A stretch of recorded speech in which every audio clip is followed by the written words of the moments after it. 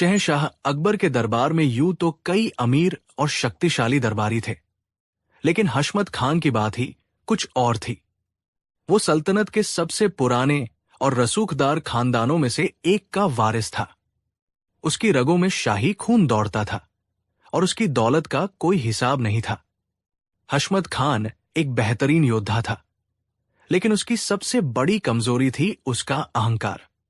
उसे लगता था कि दरबार में सबसे ऊंचा स्थान और शहंशाह का सबसे करीबी होने का हक सिर्फ उसका है। जब से बीरबल दरबार में आए थे और अपनी बुद्धिमानी से शहंशाह का दिल जीत लिया था, हशमत खान के दिल में ईर्ष्या की आग जलने लगी थी। उसे ये बर्दाश्त नहीं होता था कि एक साधारण परिवार का भाट, जैसा कि वो बीरबल को नीचा दिखाने के लिए कहता था, उससे ज्यादा सम्मान पाए। वो हर मौके पर बीरबल को नीचा दिखाने, उनका मजाक उड़ाने और उन्हें शहंशाह की नजरों में गिराने की कोशिश करता था। एक दिन दरबार में पड़ोसी राज्य से आए एक दूत ने शहंशाह अकबर को एक बेशकीमती फारसी घोड़ा तोहफे में दिया। घोड़ा इतना शानदार था कि उसे देखकर सबकी आंखें खुली रह गई। अकबर घोड़े से बहुत प्रसन्न हुए और उसकी देखभाल की जिम्मेदारी अपने सबसे काबिल योद्धा हशमत खान को सौंप दी। ये देखकर हशमत खान का अहंकार 7वें आसमान पर पहुंच गया। उसने बीरबल की तरफ एक व्यंग्यात्मक मुस्कान के साथ देखा और ऊंची आवाज में कहा, देखिए जहांपनाह, काबिलियत की कद्र ऐसे होती है। सल्तनत के सबसे बेहतरीन घोड़े की देखभाल की जिम्मेदारी सल्तनत के सबसे बेहतरीन योद्धा को ही मिल सकती है।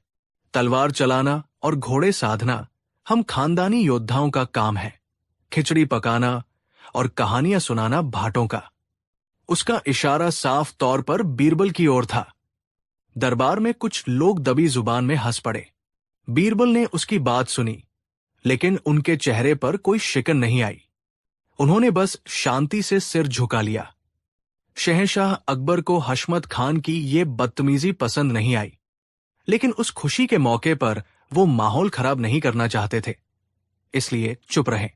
हशमत खान को लगा कि बीरबल उसकी बातों से डर गए हैं या उनके पास कोई जवाब नहीं है। उसका हौसला और बढ़ गया। उसने मन ही मन ठान लिया कि वो बीरबल को सबके सामने ऐसा जलील करेगा कि वो दरबार में मुंह दिखाने के काबिल नहीं रहेंगे। और जल्द ही उसे ये मौका मिल भी गया। कुछ हफ्तों बाद हशमत खान ने अपने बेटे के जन्मदिन के मौके पर एक बहुत बड़ी दावत का आयोजन किया। उसने शहंशाह अकबर, सभी नवरत्नों और सल्तनत के तमाम बड़े बड़े अमीरों को न्योता भेजा। ये दावत उसकी दौलत और शान शौकत का एक खुला प्रदर्शन थी। बीरबल को भी न्योता मिला। वो जानते थे कि हशमत खान ने उन्हें सिर्फ अपमानित करने के लिए बुलाया है, लेकिन फिर भी उन्होंने जाने का फैसला किया। वो भागने वालों में से नहीं थे। दावत की शाम हशमत खान की हवेली सितारों से जगमगा रही थी। दुनिया के कोने कोने से मंगवाए गए पकवानों की खुशबू हवा में तैर रही थी। जब बीरबल अपनी साधारण पोशाक में वहां पहुंचे, तो द्वारपाल ने उन्हें ऐसे रोका जैसे वो कोई भिखारी हो। किधर? ये अमीरों की महफिल है, तुम्हारे जैसे लोगों के लिए यहां कोई जगह नहीं, द्वारपाल ने कहा। बीरबल ने शांति से अपना न्योता पत्र दिखाया। द्वारपाल ने बेमन से उन्हें अंदर जाने दिया। अंदर का नजारा और भी अपमानजनक था। हशमत खान खुद हर बड़े अमीर उमरा का स्वागत कर रहा था, उन्हें गले लगा रहा था, लेकिन जब उसने बीरबल को देखा तो ऐसे मुंह फेर लिया जैसे उन्हें जानता ही न हो।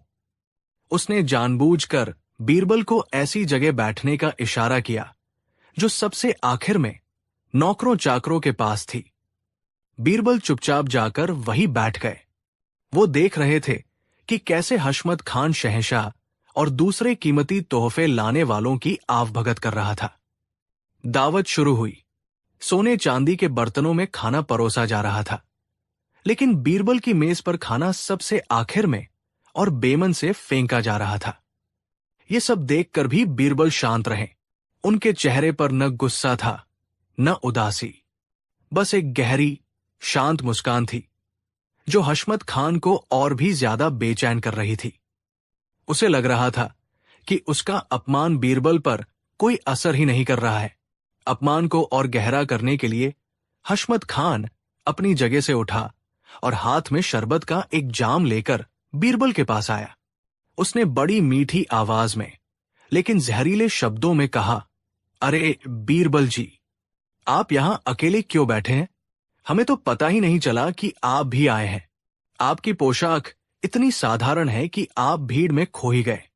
खैर कोई बात नहीं, ये लीजिए, ये खास शर्बते-इस्त पीजिए। ये हमने खास आपके लिए बनवाया है।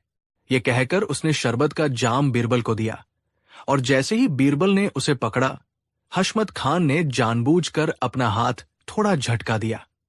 शरबत का पूरा जाम बीरबल के कपड़ों पर गिर गया। उनके कपड़े पूरी तरह से भीग गए और उन पर दाग लग गया। ओह, माफ कीजिएगा, गलती हो गई, हशमत खान ने झूठी माफी मांगते हुए कहा और जोर जोर से हंसने लगा। उसके साथी भी उसका साथ देने लगे। अब अपमान की हद हो चुकी थी। पूरी महफिल की नजरें बीरबल पर थी। सबके मन में एक ही सवाल था, अब बीरबल क्या करेंगे? क्या वह इस जिल्लत को बर्दाश्त करेंगे या महफिल छोड़कर चले जाएंगे? शहंशाह अकबर, जो दूर से ये सब देख रहे थे, का चेहरा गुस्से से तमतमा रहा था। बीरबल ने एक नजर अपने भीगे हुए कपड़ों पर डाली। फिर उन्होंने हशमत खान की आंखों में देखा। उनकी आंखों में गुस्सा नहीं, बल्कि एक अजीब सी करुणा थी।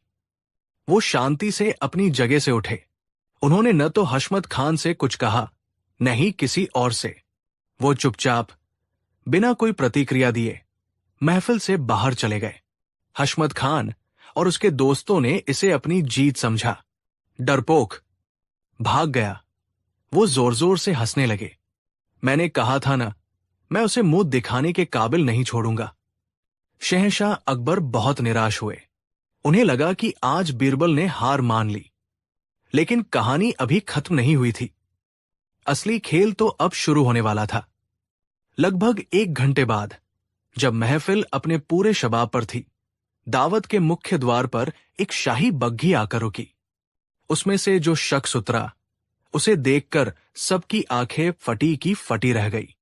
वो बीरबल थे, लेकिन इस बार वो अपनी साधारण पोशाक में नहीं थे।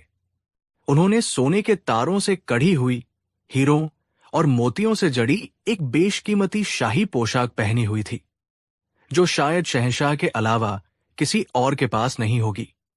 उनके सिर पर एक शानदार पगड़ी थी और पैरों में मखमल की जूतियां।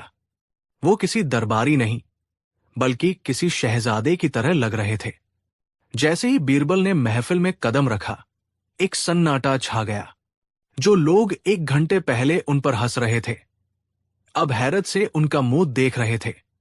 हशमत खान की तो जैसे सांस ही रुक गई। बीरबल इस बार रुके नहीं। वो सीधे चलते हुए महफिल के बीचों बीच सबसे मुख्य मेज की ओर बढ़े। उन्होंने किसी से बात नहीं की। वो जाकर अपनी कुर्सी पर बैठ गए। अब बीरबल ने कुछ ऐसा किया जिसकी किसी ने कल्पना भी नहीं की थी।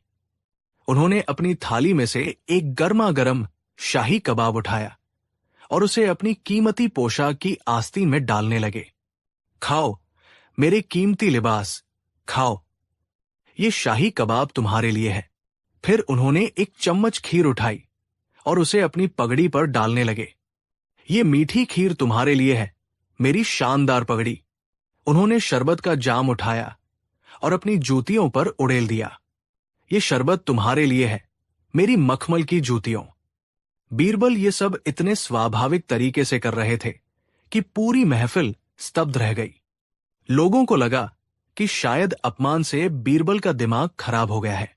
हशमत खान दौड़कर उनके पास आया।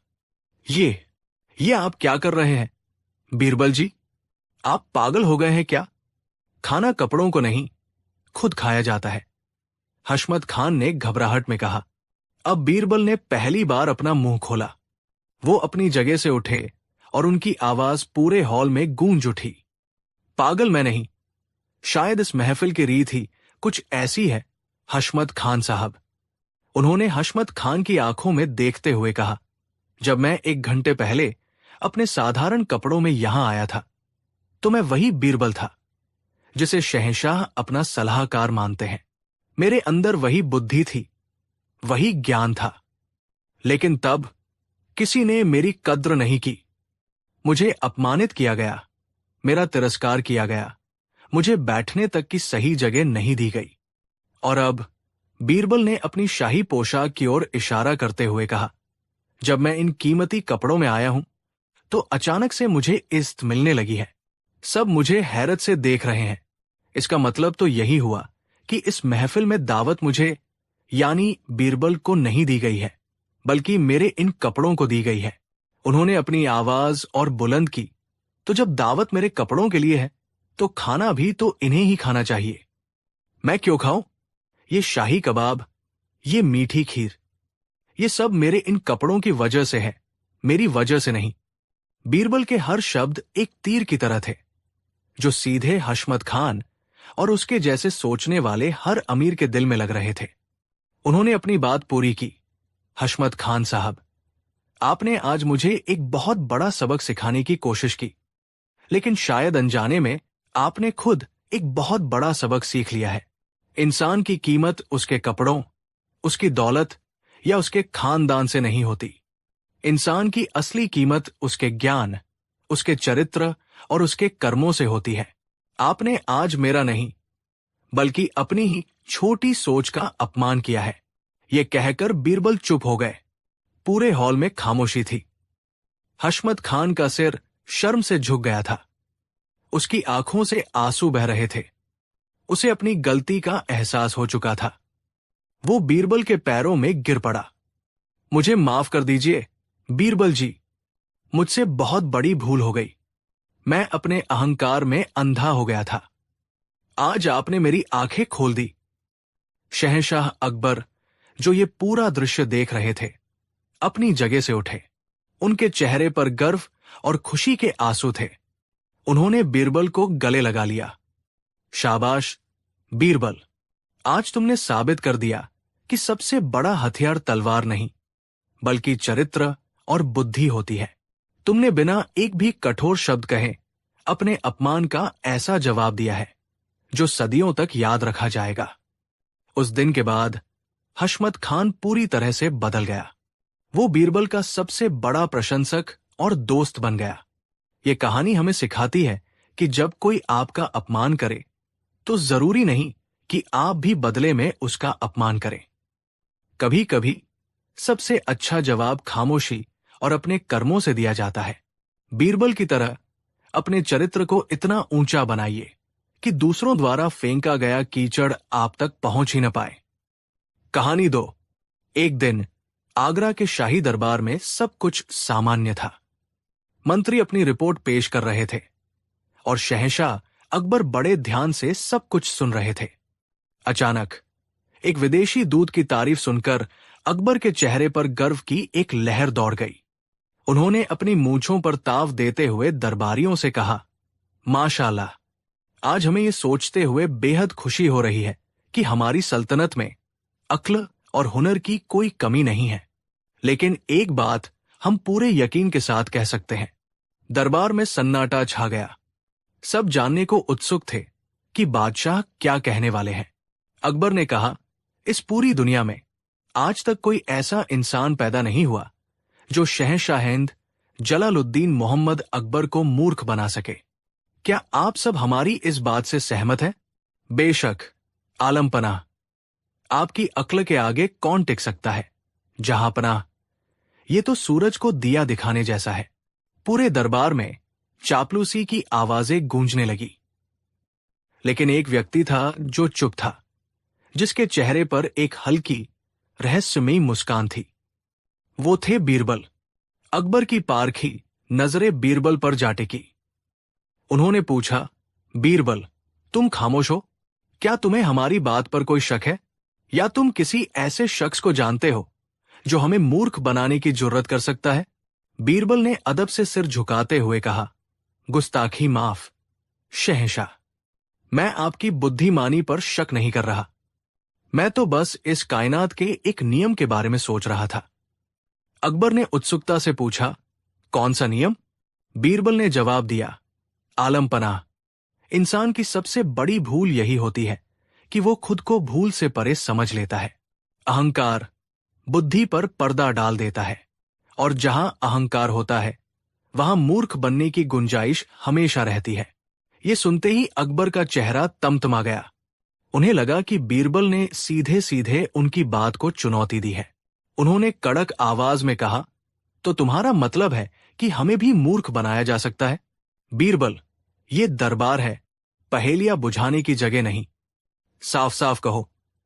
बीरबल ने शांत भाव से कहा, जहांपनाह, मैं बस इतना कहना चाहता हूं कि समय और परिस्थितियां किसी को भी भ्रम में डाल सकती है। तो ठीक है, अकबर ने चुनौती दी। हम तुम्हें चुनौती देते हैं बीरबल। अगर तुम में इतनी ही काबिलियत है तो तुम हमें मूर्ख बनाकर दिखाओ। हम तुम्हें 1 महीने का वक्त देते हैं। अगर तुम कामयाब हुए तो हम तुम्हें 10,000 सोने की मोहरें इनाम में देंगे, और अगर तुम नाकाम रहे तो तुम्हें मंत्री पद से हमेशा के लिए हाथ धोना पड़ेगा और आगरा छोड़कर जाना होगा। क्या तुम्हें ये शर्त मंजूर है? दरबार में स्वीप-टक सन्नाटा छा गया। ये एक असंभव चुनौती थी। बादशाह को मूर्ख बनाना मतलब अपनी जान को दांव पर लगाना। सभी दरबारी सोचने लगे कि आज बीरबल का आखिरी दिन है। बीरबल ने एक गहरी सांस ली, अकबर की आंखों में देखा और अपनी उसी रहस्यमयी मुस्कान के साथ कहा, मुझे आपकी शर्त मंजूर है आलम पनाह। बीरबल के कहते ही दरबार में कानाफूसी शुरू हो गई। किसी को यकीन नहीं हो रहा था कि बीरबल ने इतनी बड़ी चुनौती स्वीकार कर ली है। उस दिन के बाद बीरबल दरबार से जैसे गायब ही हो गए। 1 हफ्ता बीता, फिर दूसरा। बीरबल का कहीं कोई अतापता नहीं था। अकबर भी मन ही मन बेचैन होने लगे। उन्हें बीरबल की चिंता भी थी, और यह भी लग रहा था कि शायद बीरबल हार मानकर कहीं चले गए हैं। दरबारी कानाफूसी करने लगे। भाग गया बीरबल, अपनी जान बचाने के लिए भाग गया। तीसरे हफ्ते की एक सुबह आगरा के बाजारों में एक अजीब खबर फैलनी शुरू हुई। खबर थी कि बीरबल शहर लौट आए हैं, लेकिन वो किसी साधु के वेश में यमुना नदी के किनारे एक कुटिया बनाकर रह रहे हैं।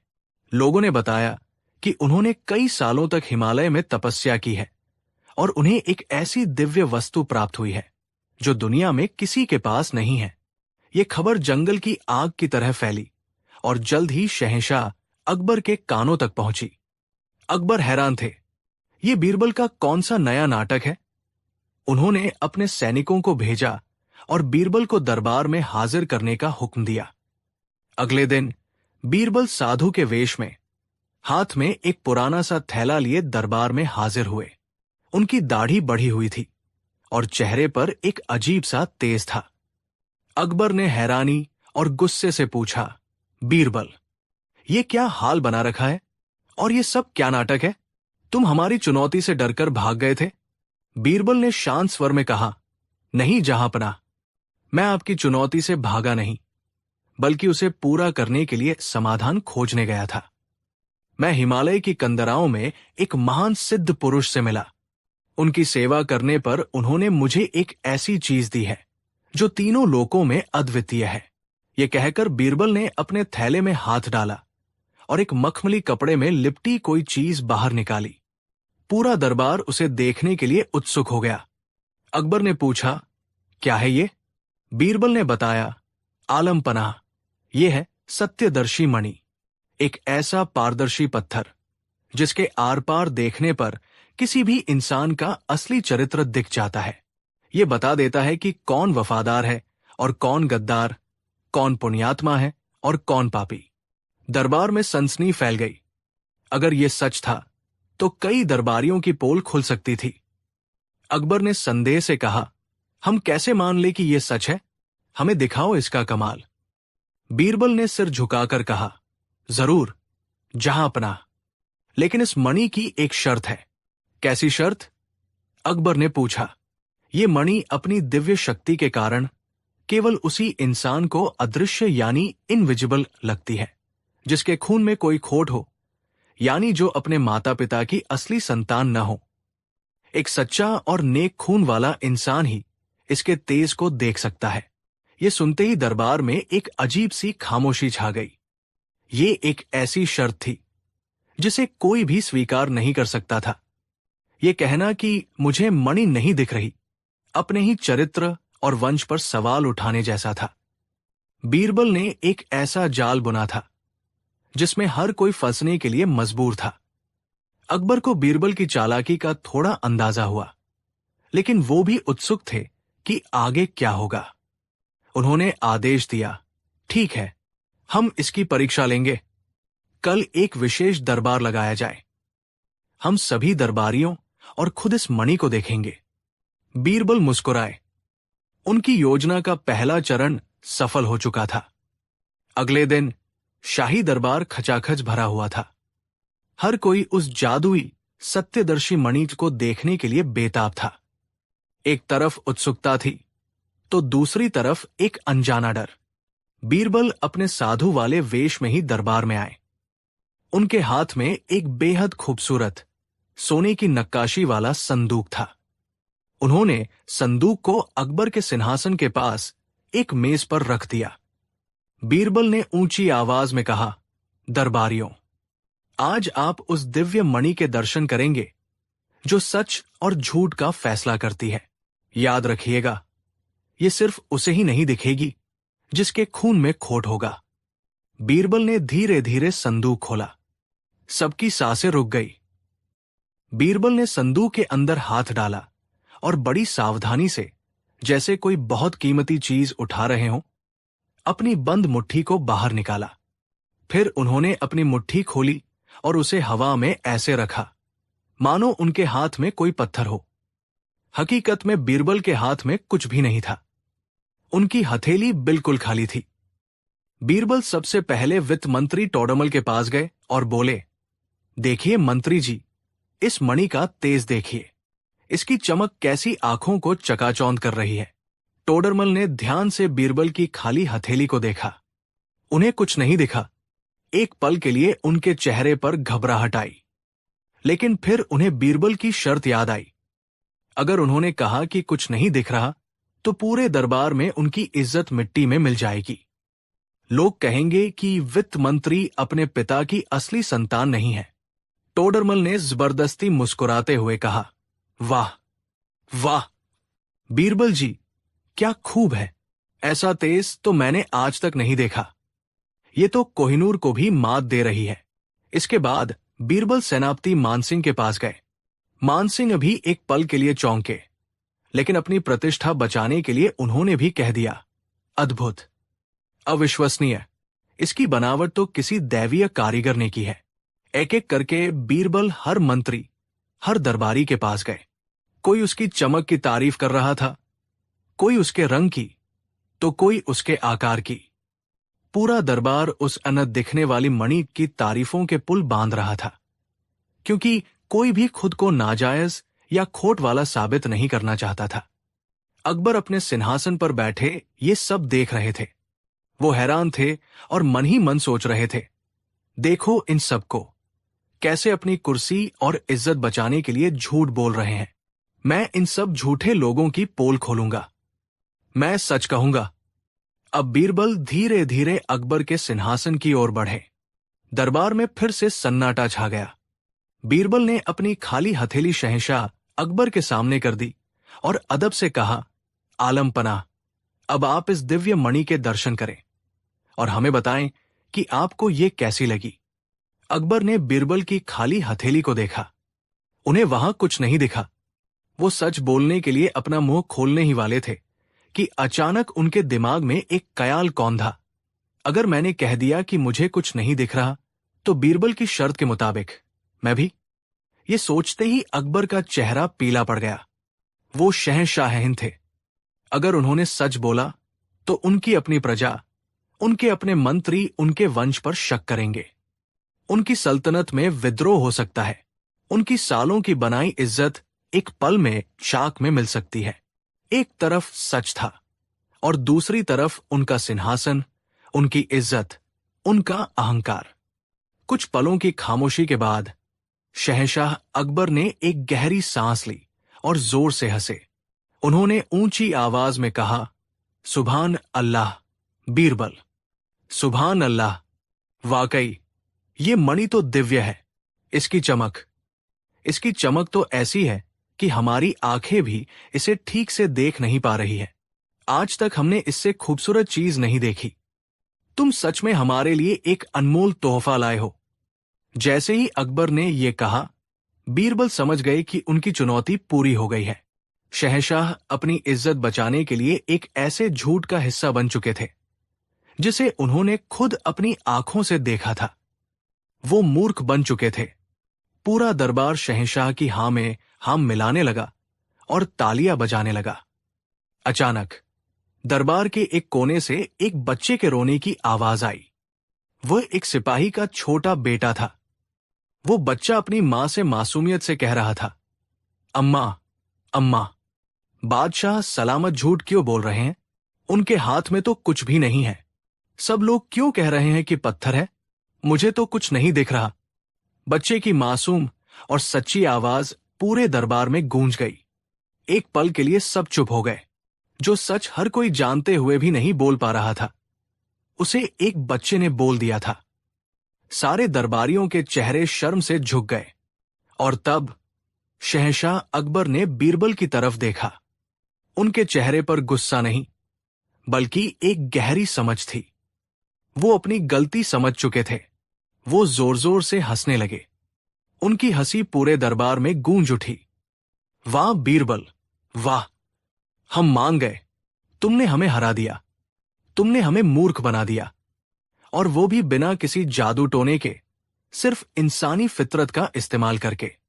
बीरबल ने सिर झुकाकर कहा, गुस्ताखी माफ, जहां पनाह। मेरा मकसद आपको नीचा दिखाना नहीं था। मैं तो बस ये साबित करना चाहता था कि कोई भी इंसान, चाहे वो कितना भी बुद्धिमान क्यों न हो, अपने अहंकार और अपनी प्रतिष्ठा के डर के आगे मूर्ख बन सकता है।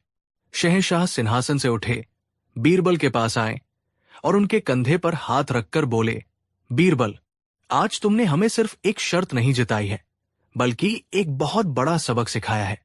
तुमने हमें हमारी ही कमजोरी का आईना दिखा दिया। तुम सच में नायाब हो। हम अपनी हार स्वीकार करते हैं। शहंशाह ने बीरबल को गले लगा लिया और घोषणा की, बीरबल को इनाम की 10,000 मोहरें दी जाएं, और आज से पूरे मुगल सल्तनत में ये दिन अहंकार पर बुद्धि की जीत के रूप में याद रखा जाएगा। ये थी वो कहानी जब बीरबल ने अपनी चतुराई से न सिर्फ एक असंभव चुनौती जीती, बल्कि शहंशाह अकबर को यह भी सिखा दिया कि असली बुद्धिमानी अपनी गलतियों को स्वीकार करने में है, न कि खुद को अचूक समझने में। ये कहानी हमें सिखाती है कि डर और अहंकार हमारी आंखों पर ऐसा पर्दा डाल देते हैं कि हमें सच दिखाई देना बंद हो जाता है। कहानी 3। आगरा शहर के एक कोने में एक छोटी सी टूटी फूटी झोपड़ी में पंडित दीनानाथ नाम के एक विद्वान लेकिन बेहद गरीब ब्राह्मण रहते थे। वे अपनी पत्नी और 2 छोटी बेटियों के साथ किसी तरह गुजारा करते थे। पूजा पाठ से जो कुछ मिल जाता, उसी से घर का चूल्हा जलता था। उनकी गरीबी के बावजूद दीनानाथ अपनी ईमानदारी और स्वाभिमान के लिए पूरे मोहल्ले में जाने जाते थे। उनकी झोपड़ी के ठीक सामने, सड़क के उस पार, शहर के सबसे अमीर और लालची सेठ धनीराम की आलीशान हवेली थी। धनीराम का कारोबार दूर दूर तक फैला था, लेकिन उसकी दौलत जितनी बड़ी थी, उसका दिल उतना ही छोटा था। वो गरीबों को कीड़े मकोड़ों से ज्यादा कुछ नहीं समझता था। एक साल देश में भयंकर अकाल पड़ा। न बारिश हुई, न फसल। लोगों के लिए 2 वक्त की रोटी जुटाना भी मुश्किल हो गया। पंडित दीनानाथ का परिवार भूखमरी की कगार पर पहुंच गया। अपनी बेटियों को भूख से बिलखते देख दीनानाथ का दिल टूट गया। उन्होंने एक कठिन फैसला किया। वो अपनी पत्नी के साथ अपनी जन्मभूमि काशी जाने का निश्चय करते हैं, जहां उनके कुछ रिश्तेदार थे, इस उम्मीद में कि वहां उन्हें कुछ मदद मिल जाएगी। लेकिन एक बड़ी समस्या थी। उनके पास उनके पूर्वजों की दी हुई एक ही कीमती चीज थी, सोने की 100 मोहरों से भरी एक छोटी सी थैली। उन्होंने ये मोहरें अपनी बेटियों के विवाह के लिए सहज कर रखी थी। इतने लंबे और खतरनाक सफर में इतनी बड़ी रकम साथ ले जाना सुरक्षित नहीं था। दीनानाथ ने अपनी पत्नी से कहा, सुनो, हम ये मोहरे अपने साथ नहीं ले जा सकते। हमें इसे किसी भरोसेमंद इंसान के पास अमानत के तौर पर रखना होगा। उनकी पत्नी ने चिंता से पूछा, लेकिन इस शहर में हमारा ऐसा कौन है जिस पर हम इतना भरोसा कर सकें? दीनानाथ ने सेठ धनीराम की हवेली की ओर देखा और कहा, सेठ धनीराम हमारे पड़ोसी हैं। वो इतने अमीर हैं, उन्हें हमारी इन 100 मोहरों का क्या लालच होगा? और फिर वो इतने धार्मिक होने का दिखावा करते हैं, रोज मंदिर जाते हैं। मुझे यकीन है वो हमारी अमानत को सुरक्षित रखेंगे। अगली सुबह पंडित दीनानाथ कांपते हुए हाथों में मोहरों की थैली लेकर सेठ धनीराम की हवेली पहुंचे। सेठ ने उन्हें अपनी गद्दी पर बैठे बैठे ही तिरस्कार भरी नजरों से देखा। दीनानाथ ने हाथ जोड़कर कहा, सेठ जी, मैं एक बड़ी विपदा में हूं। अकाल के कारण मुझे अपने परिवार के साथ कुछ महीनों के लिए काशी जाना पड़ रहा है। ये मेरे पूर्वजों की दी हुई 100 सोने की मोहरें, जो मेरी बेटियों के विवाह के लिए है। मैं आपसे विनती करता हूं कि आप इन्हें अपनी अमानत समझकर अपने पास रख लें। जब मैं वापस लौटूंगा तो आपसे ले लूंगा। भगवान आपका भला करेगा। सेठ धनीराम ने थैली को देखा। 100 सोने की मोहरें। उसकी आंखों में एक पल के लिए लालच की चमक कौंधी, लेकिन उसने फौरन खुद को संभाल लिया। उसने सोचा, ये गरीब ब्राह्मण कभी लौटकर नहीं आएगा, रास्ते में ही भूख प्यास से मर जाएगा। ये मोहरें तो मुफ्त में ही मेरी हो गई। उसने बड़ा धर्मात्मा बनने का नाटक करते हुए कहा, अरे पंडित जी, आप चिंता क्यों करते हैं? आप हमारे पड़ोसी हैं। आपकी मदद करना तो हमारा धर्म है। आप इसे मेरे खजाने में रखवा दीजिए। जब भी आप लौटेंगे, आपकी अमानत आपको सुरक्षित मिलेगी। मैं अपनी ज़बान का पक्का हूं। दीनानाथ को सेठ की बातों पर विश्वास हो गया। उन्होंने उसे धन्यवाद दिया और भारी मन से अपनी यात्रा पर निकल पड़े। 6 महीने बीत गए।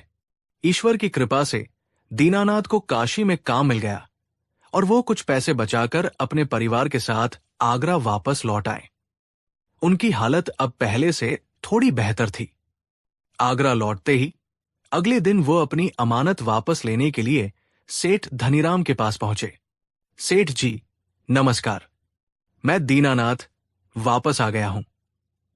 आपकी बड़ी कृपा हुई जो आपने मेरी अमानत को संभाले रखा। अब अगर आप मुझे मेरी 100 मोहरों की थैली लौटा दें तो मैं आपका जीवन भर आभारी रहूंगा। ये सुनते ही सेठ धनीराम का चेहरा बदल गया। उसने दीनानाथ को ऐसे देखा जैसे वो उसे पहचानता ही न हो। कौन दीनानाथ? कैसी मोहरे? अरे ओ ब्राह्मण, तुम सुबह सुबह मेरे दरवाजे पर आकर क्या बकवास कर रहे हो? मैंने तुमसे कोई मोहरे नहीं ली। तुम मुझ पर झूठा इल्जाम लगा रहे हो। निकल जाओ यहां से, वरना मैं पहरेदारों को बुलाकर तुम्हें बाहर फेंक दूंगा। दीनानाथ के पैरों तले जमीन खिसक गई। उसे अपने कानों पर यकीन नहीं हुआ। सेठ जी, आप ये क्या कह रहे हैं? आप भूल रहे हैं, 6 महीने पहले मैंने खुद आपके हाथों में वो थैली दी थी। आप तो ज़बान के पक्के थे। धनीराम जोर जोर से हंसने लगा। ज़बान? अरे जा, तेरे जैसे कंगाल की बात का क्या भरोसा? तेरे पास कोई गवाह है? कोई सबूत है कि तूने मुझे मोहरे दी थी?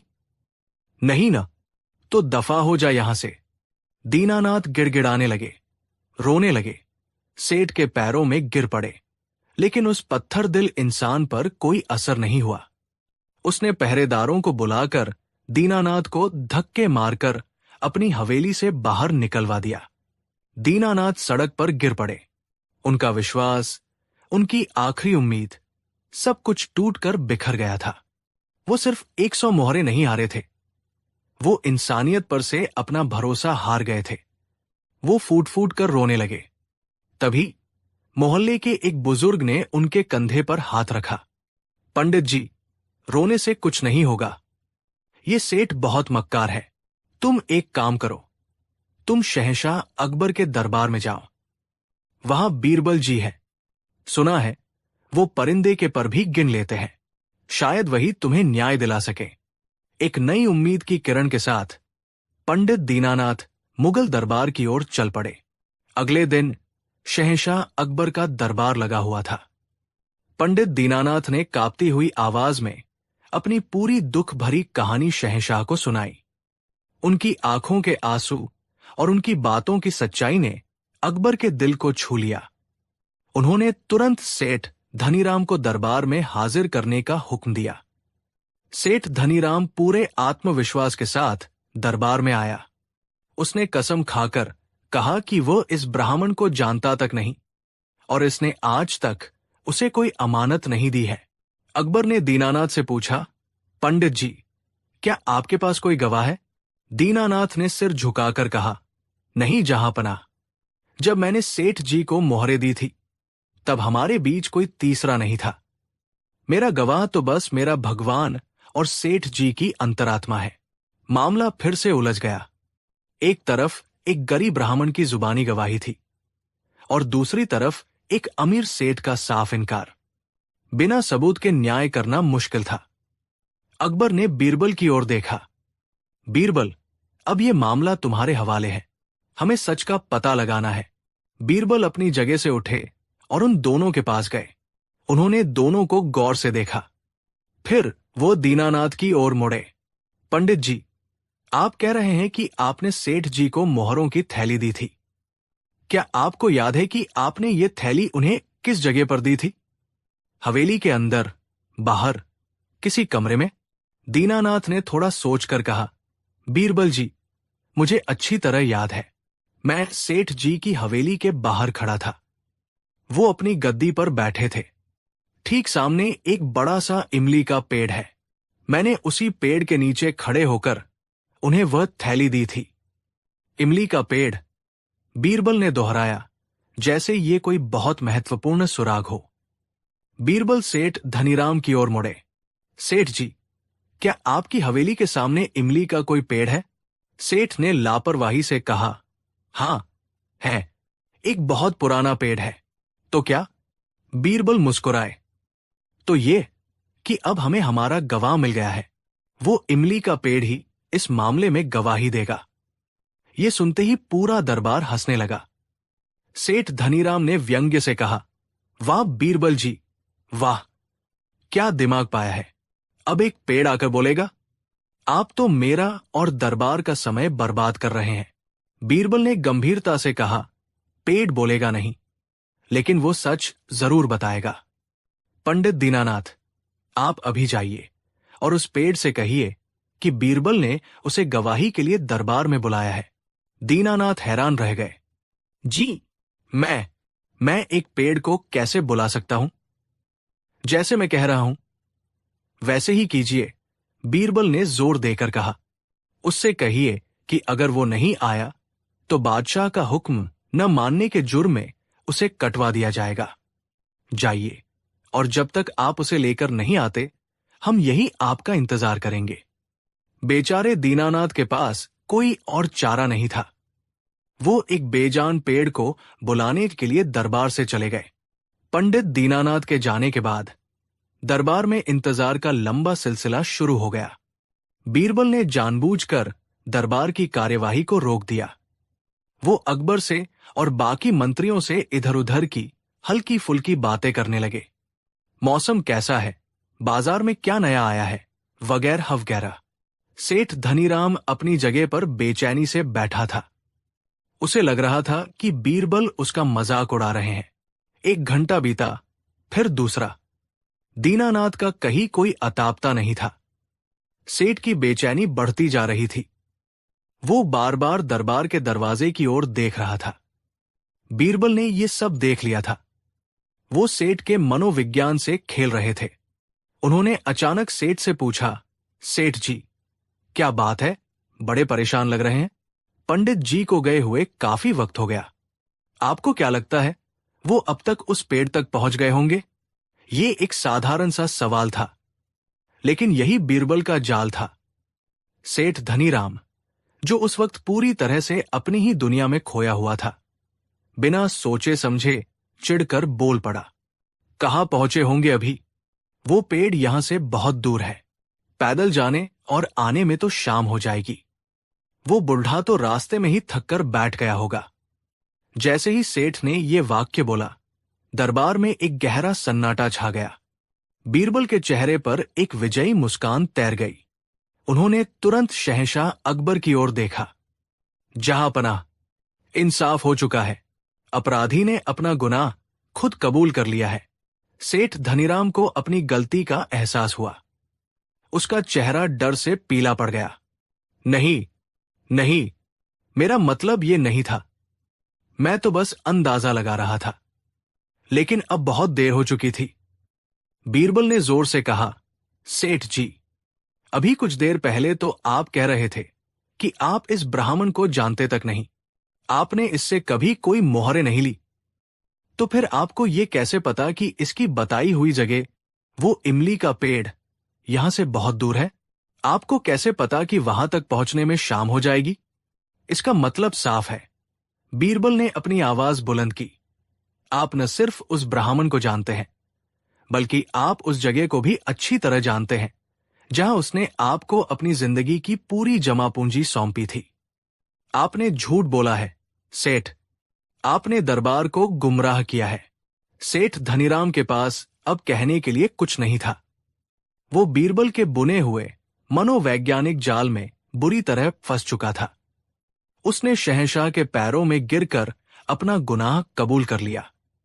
थोड़ी देर बाद पंडित दीनानाथ भी हाफते हुए दरबार में पहुंचे। उन्होंने उदासी से कहा, बीरबल जी, मैंने पेड़ से बहुत कहा, उसे धमकी भी दी, लेकिन वो अपनी जगह से हिला तक नहीं। बीरबल मुस्कुराए और उनके कंधे पर हाथ रखा। पंडित जी, आपको चिंता करने की कोई जरूरत नहीं है। वो पेड़ यहां आए बिना ही अपनी गवाही दे गया है। आपकी अमानत आपको वापस मिलेगी। शहंशाह अकबर बीरबल की इस अनोखी न्यायशैली से एक बार फिर प्रभावित हुए। उन्होंने हुक्म दिया कि सेठ धनीराम की संपत्ति से पंडित दीनानाथ की 100 मोहरें तुरंत वापस की जाए और धोखेबाजी और दरबार में झूठ बोलने के जुर्म में सेठ को 100 मोहरों का अतिरिक्त जुर्माना लगाया जाए, जो इनाम के तौर पर पंडित दीनानाथ को दिया जाएगा। इसके अलावा सेठ को 1 महीने के लिए कारागार में डाल दिया गया। उस दिन पंडित दीनानाथ को सिर्फ उसकी मोहरें ही वापस नहीं मिली थी, बल्कि इंसानियत और न्याय पर उसका टूटा हुआ विश्वास भी वापस मिल गया था। यह कहानी हमें सिखाती है कि न्याय हमेशा सबूतों का मोहताज नहीं होता। कभी कभी सच इंसानी व्यवहार, उसकी छोटी छोटी गलतियों और उसके अवचेतन मन में छिपा होता है, और उस सच को बाहर निकालने के लिए तलवार की नहीं, बीरबल जैसी पारखी नजर की जरूरत होती है। कहानी 4। आगरा का शाही दरबार अपनी पूरी शानो शौकत से सजा हुआ था। शहंशाह अकबर अपने तख्त पर विराजमान थे और उनके नवरत्न अपने अपने स्थानों पर। दरबार की कार्यवाही चल रही थी, लेकिन माहौल में एक अजीब सी तल्खी घुली हुई थी। यह तल्खी एक शख्स की आंखों से निकल रही थी, मीर कासिम। मीर कासिम सल्तनत के एक पुराने और अमीर उमरा का बेटा था।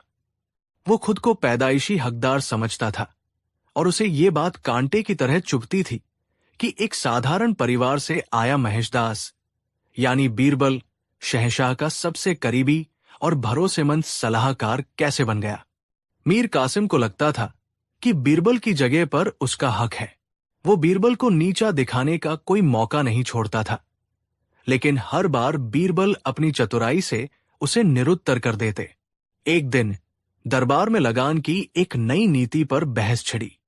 मीर कासिम ने बड़े बड़े आंकड़ों और जटिल शब्दों का इस्तेमाल करके ये साबित करने की कोशिश की कि उसकी योजना सल्तनत के लिए सबसे बेहतर है। उसकी दलीलें सुनकर कई मंत्री प्रभावित हुए। जब बीरबल की बारी आई तो उन्होंने कोई आंकड़ा पेश नहीं किया। उन्होंने बस एक छोटी सी कहानी सुनाई। एक किसान की कहानी जो अपनी गाय से बहुत प्यार करता था, लेकिन दूध ज्यादा निकालने के लालच में उसे इतना कम चारा देने लगा कि गाय बीमार पड़ गई और उसने दूध देना ही बंद कर दिया। कहानी खत्म करके बीरबल ने शांति से कहा, आलम पनाह, प्रजा हमारी गाय है और लगान उसका दूध। अगर हम मीर कासिम की योजना के अनुसार दूध ज्यादा निकालने के लालच में प्रजा पर बोझ बढ़ा देंगे तो हमारी सल्तनत की गाय ही बीमार पड़ जाएगी। मेरी नीति सरल है, प्रजा को खुशहाल रखें, सल्तनत का खजाना खुद ब खुद भरता रहेगा। शहंशाह अकबर बीरबल की इस सरल लेकिन गहरी बात से इतने प्रभावित हुए कि उन्होंने बीरबल की नीति पर मुहर लगा दी और मीर कासिम का प्रस्ताव खारिज कर दिया। दरबार में मीर कासिम का चेहरा अपमान से लाल हो गया। आज उसे अपनी हार बहुत बुरी तरह चुभी थी। दरबार खत्म होने के बाद उसने अपने साथियों के सामने कसम खाई, मैं इस बीरबल को ऐसा सबक सिखाऊंगा कि वो पूरी जिंदगी याद रखेगा।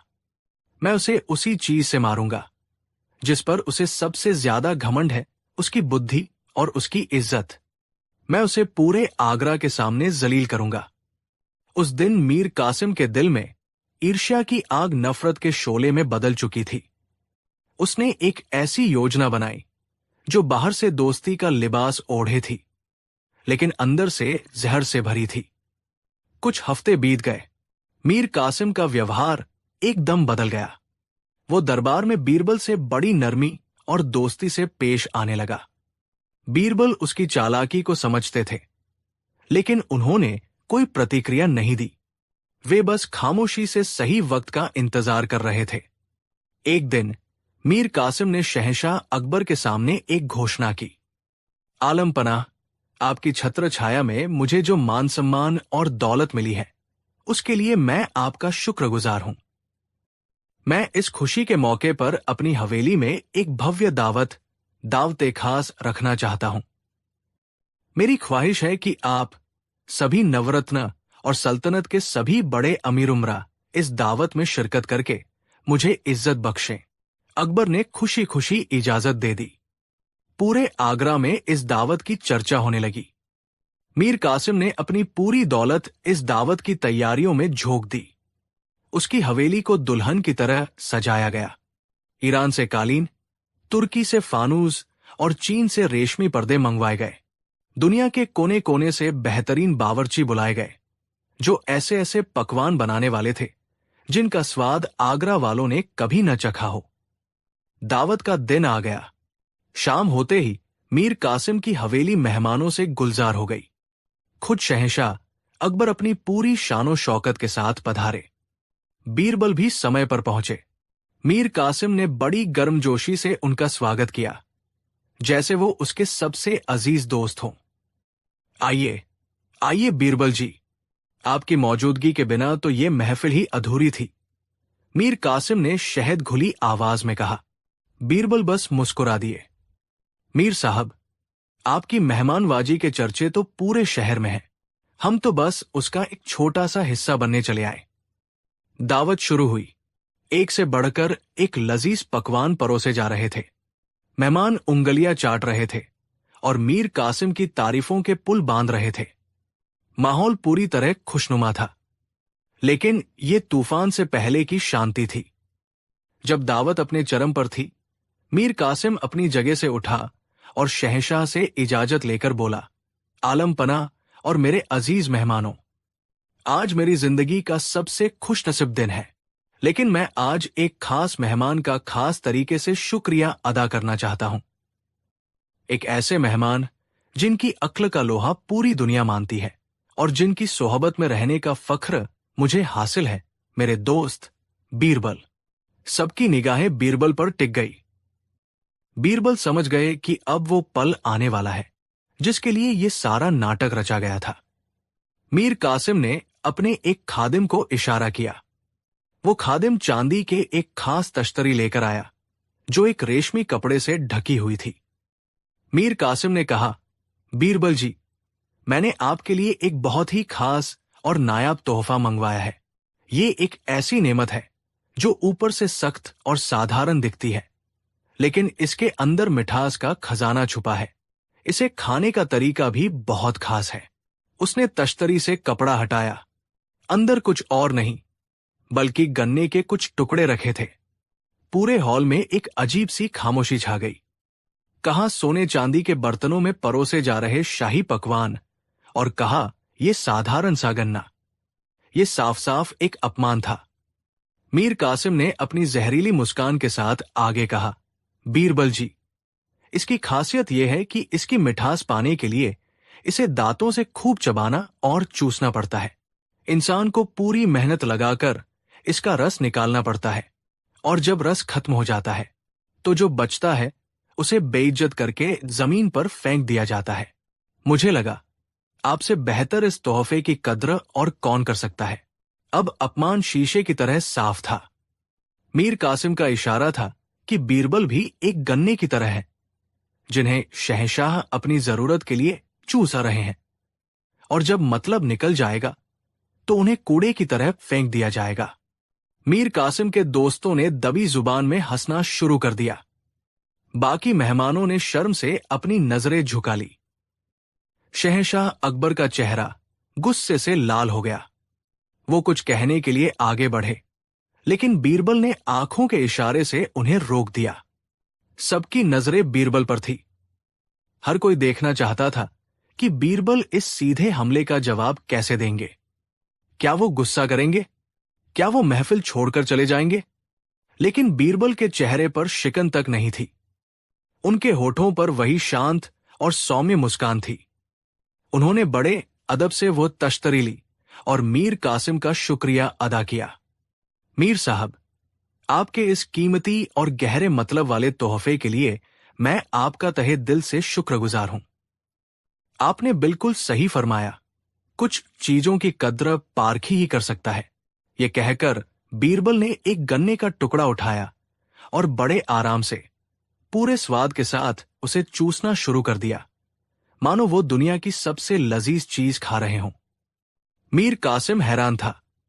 उसे उम्मीद थी कि बीरबल तिलमिला उठेंगे, लेकिन यहां तो पासा उल्टा पड़ता दिख रहा था। जब बीरबल ने गन्ना खत्म कर लिया तो उन्होंने गन्ने के बचे हुए रेशे यानी खोई को फेंका नहीं, बल्कि बड़ी हिफाजत से अपने पास रख लिया। फिर वो अपनी जगह से उठे और मीर कासिम के पास गए। मीर साहब, आपकी मेहमानवाजी लाजवाब थी।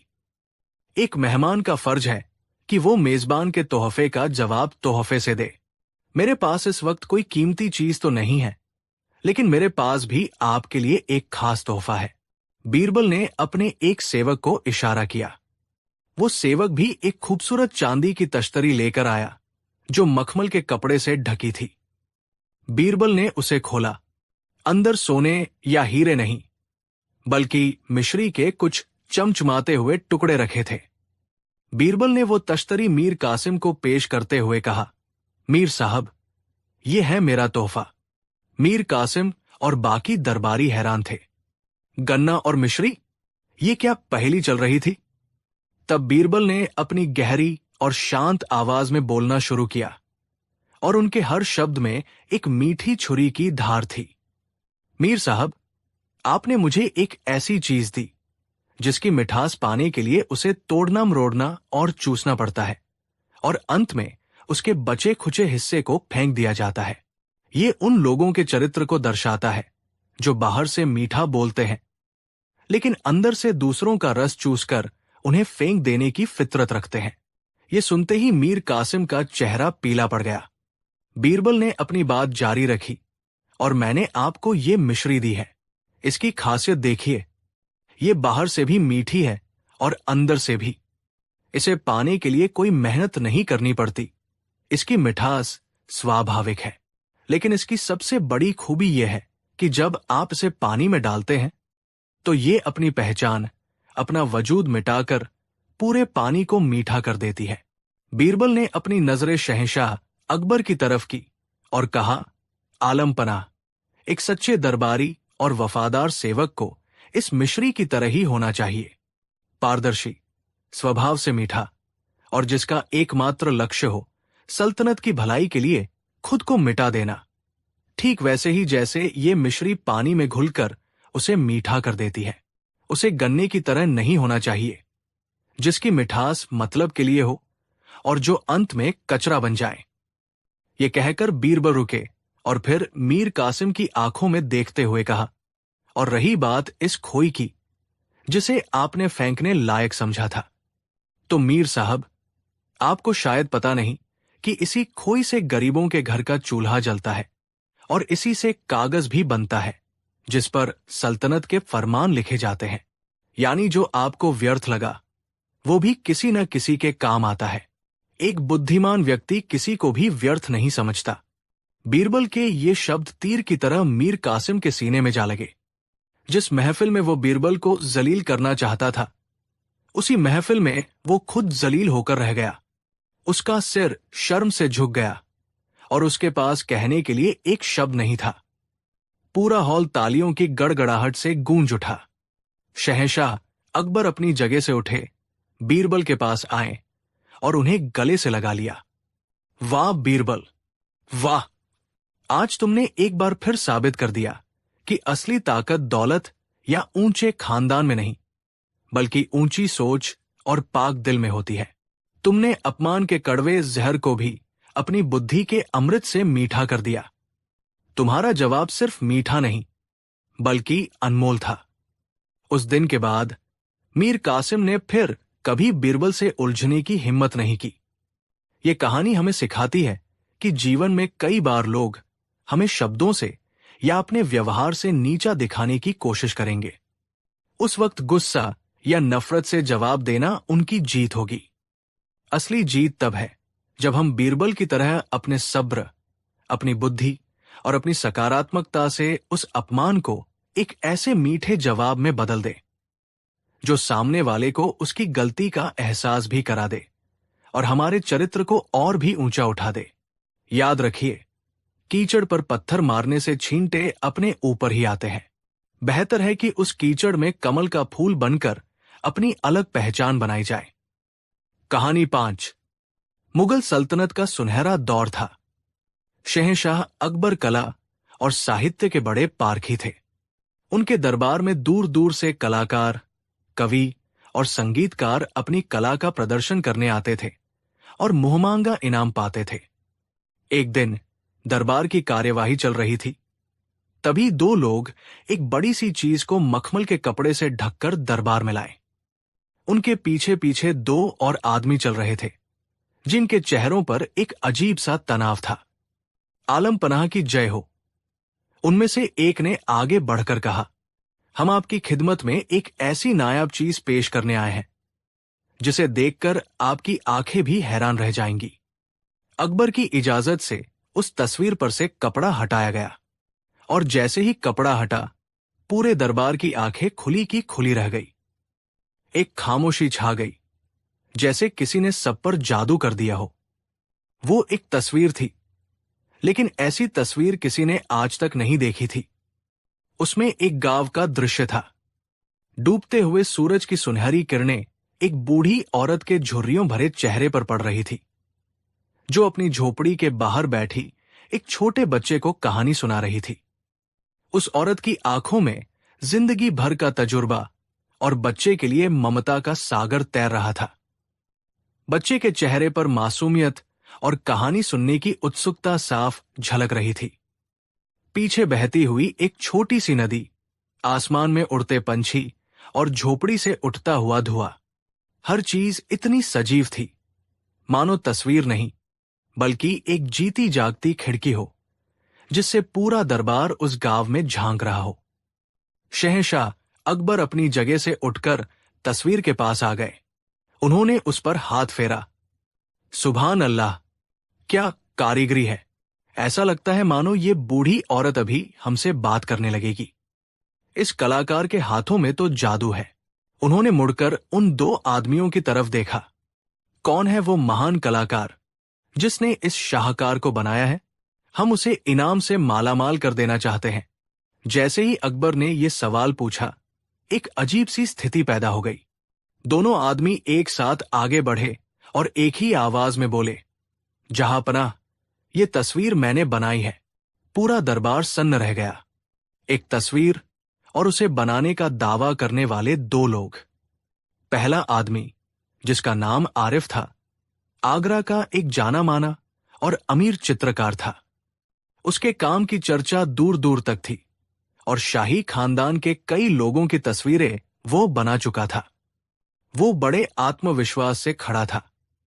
दूसरा आदमी इमरान एक गरीब और नौजवान लड़का था, जिसके कपड़े मैले थे और चेहरे पर घबराहट थी।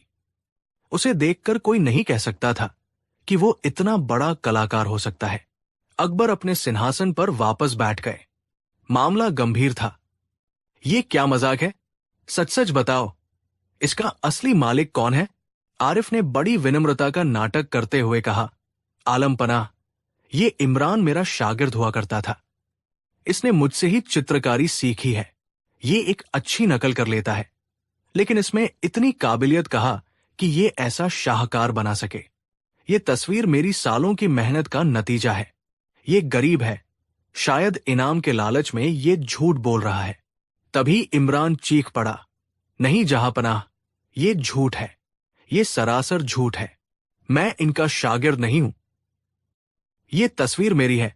इस तस्वीर में जो औरत है वो मेरी दादी है, जिनका कुछ साल पहले इंतकाल हो गया। ये बच्चा मैं हूं।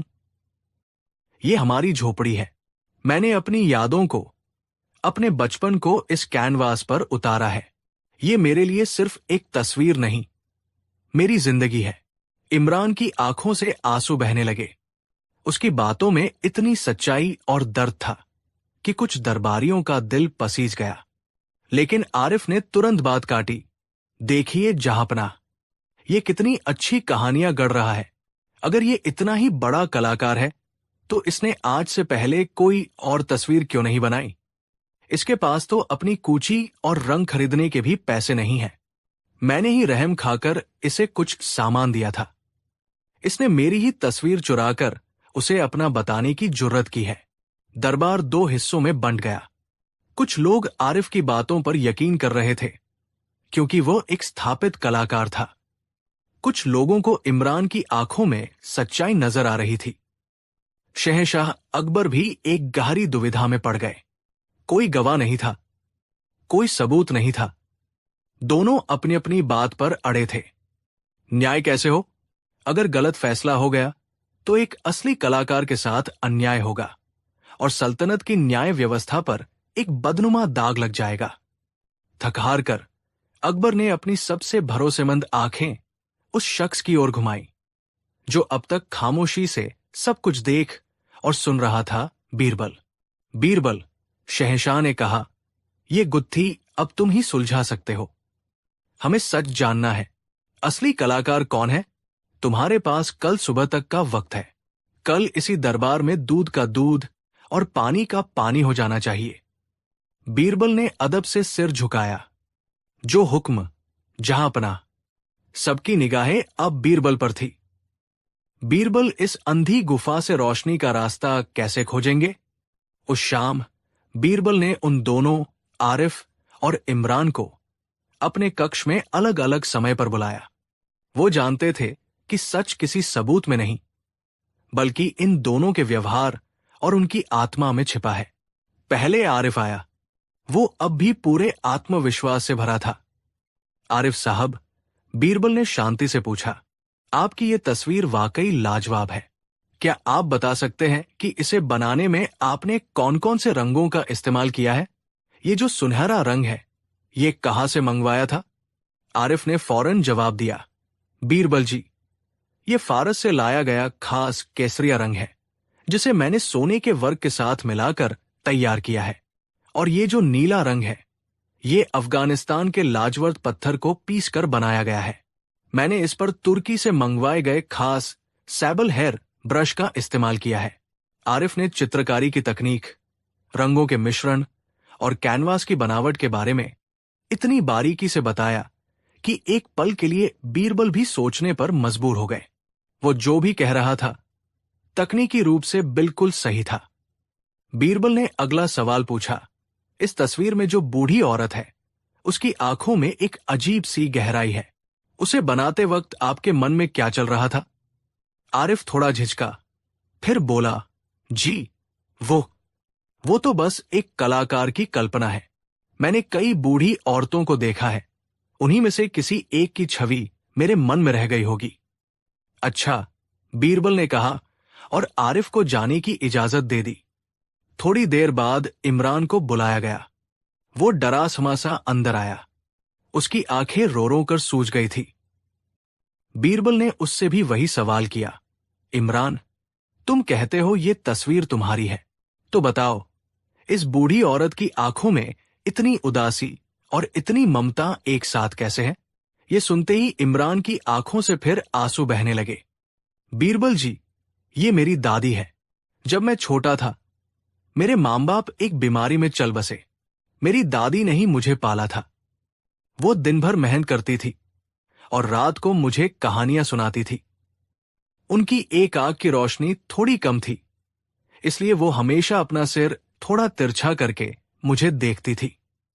देखिए, इमरान तस्वीर के पास गया और उंगली से उस औरत की आंखों की तरफ इशारा किया। ये देखिए, मैंने उनकी बाई आंख की पुतली को दाई आंख से थोड़ा छोटा बनाया है। ये बात कोई और नहीं जान सकता। ये मेरा और मेरी दादी का राज है। बीरबल ध्यान से सुन रहे थे। और ये जो बच्चा है, बीरबल ने पूछा, इसके हाथ में एक निशान है। ये क्या है? इमरान ने अपना सीधा हाथ आगे कर दिया। उसकी कलाई पर एक जले का पुराना निशान था। बचपन में दिया मेरे हाथ पर गिर गया था। ये वही निशान है, बीरबल जी। ये तस्वीर मेरे जिस्म का, मेरी रूह का हिस्सा है। आरिफ साहब एक बड़े कलाकार हो सकते हैं, लेकिन वो मेरी यादें कैसे बना सकते हैं? बीरबल के चेहरे पर एक हल्की सी मुस्कान आई। उन्हें अपना जवाब लगभग मिल चुका था। आरिफ ने तस्वीर के शरीर का वर्णन किया था, रंग, कूची, कैनवास। लेकिन इमरान ने तस्वीर की आत्मा का वर्णन किया था, यादें, भावनाएं, दर्द। लेकिन दरबार को सबूत चाहिए था, एक ऐसा सबूत जिसे हर कोई अपनी आंखों से देख सके। बीरबल के दिमाग में एक योजना बन चुकी थी, एक ऐसी योजना जो असली और नकली का पर्दाफाश कर देगी। अगली सुबह दरबार फिर से खचाखच भरा हुआ था। वो अद्भुत तस्वीर दरबार के बीचों बीच रखी थी। आरिफ और इमरान कटघरे में खड़े थे। शहंशाह अकबर अपने तख्त पर विराजमान थे और उनकी आंखें सिर्फ बीरबल को ढूंढ रही थी। बीरबल अपनी जगह से उठे। जहांपनाह, मैंने दोनों पक्षों की बात सुनी और मैं एक नतीजे पर पहुंचा हूं। दरबार में कानाफूसी शुरू हो गई। बीरबल ने अपनी बात जारी रखी। ये तस्वीर इतनी नायाब और कीमती है कि इसका कोई एक मालिक नहीं हो सकता। ये सल्तनत की संपत्ति होनी चाहिए। लेकिन चूंकि इसे बनाने का दावा दो लोगों ने किया है, तो इनाम की राशि भी दोनों में बराबर बांट दी जानी चाहिए। ये सुनते ही आरिफ का चेहरा खिल गया। उसे लगा कि बिना कुछ किए ही उसे आधी दौलत मिल जाएगी। इमरान हैरान और दुखी था। उसे पैसे नहीं, अपनी कला की पहचान चाहिए थी। अकबर भी बीरबल के इस फैसले से चकित थे। ये कैसा इंसाफ है, बीरबल? हम असली चोर और असली कलाकार को जानना चाहते हैं। सब्र, जहांपनाह, बीरबल ने कहा, मेरा फैसला अभी पूरा नहीं हुआ है। चूंकि तस्वीर पर हक दोनों का है, इसलिए तस्वीर को भी दोनों में बराबर बांट देना चाहिए। ये कहकर बीरबल ने सिपाही को तलवार लाने का हुक्म दिया। इस तस्वीर को बीच में से दो बराबर हिस्सों में काट दो। एक हिस्सा आरिफ को दे दो और दूसरा इमरान को।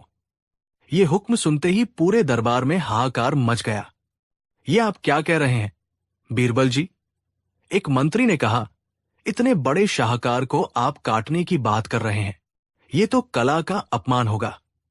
आरिफ भी एक पल के लिए चौंका, लेकिन फिर उसने सोचा कि कटी हुई आधी तस्वीर भी बहुत कीमती होगी। उसे कम से कम कुछ तो मिलेगा।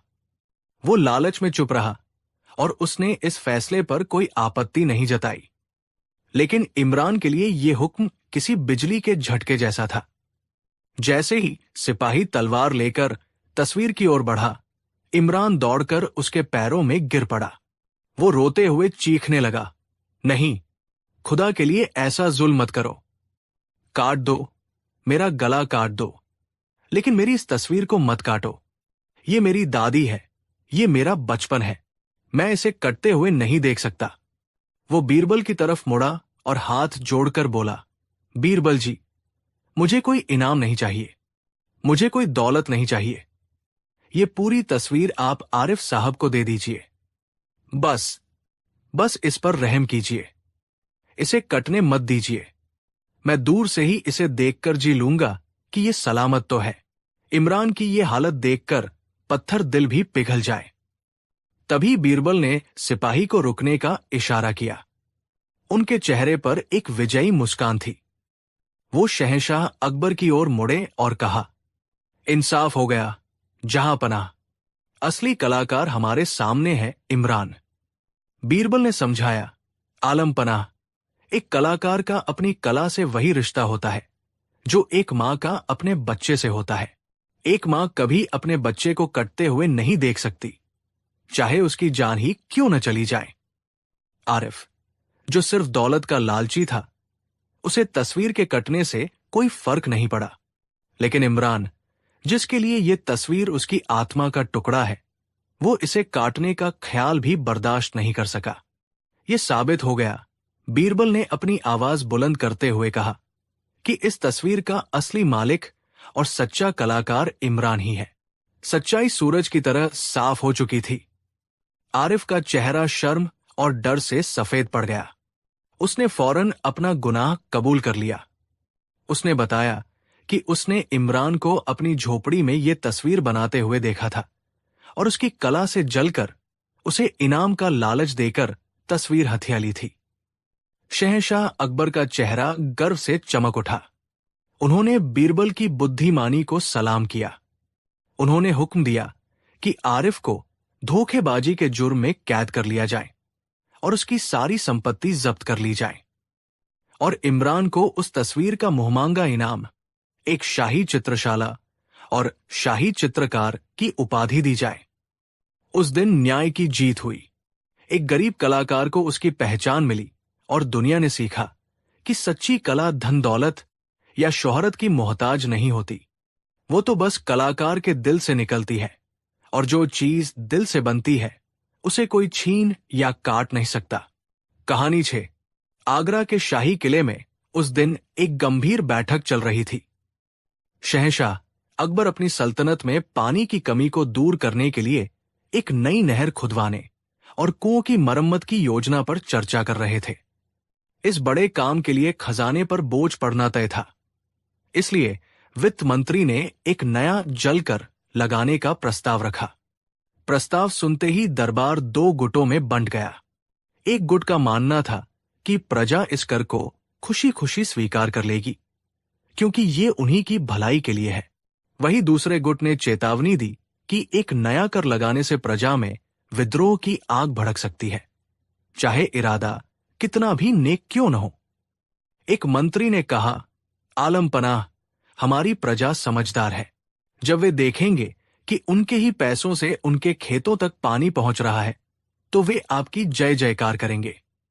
तभी दूसरे मंत्री ने बात काटी, गुस्ताखी माफ, जहां पनाह, लेकिन प्रजा भावनाओं से चलती है, तर्क से नहीं। उनके दुश्मन इस मौके का फायदा उठाकर उन्हें आपके खिलाफ भड़का सकते हैं। वे कहेंगे कि बादशाह अपना खजाना भरने के लिए गरीबों पर बोझ डाल रहे हैं। घंटों तक बहस चलती रही। अकबर हर दलील को ध्यान से सुन रहे थे, लेकिन उनका मन उलझता जा रहा था। वो सोच रहे थे, मेरी प्रजा मुझसे मोहब्बत करती है, लेकिन मैं ये कैसे जानूं कि उनकी मोहब्बत राय में कब बदलती है और राय नफरत में कब। एक ही बात पर कोई मेरी तारीफ करता है तो कोई मुझे कोसता है। ये होता कैसे है? जब दरबार खत्म हुआ तो अकबर ने बीरबल को अपने निजी कक्ष में बुलाया। उनके चेहरे पर गहरी चिंता थी। बीरबल, शहंशाह ने कहा, आज की बहस ने हमें एक बहुत बड़े सवाल में उलझा दिया है। हम ये समझना चाहते हैं कि आम लोगों की राय बनती कैसे है, ये इतनी जल्दी बदल कैसे जाती है।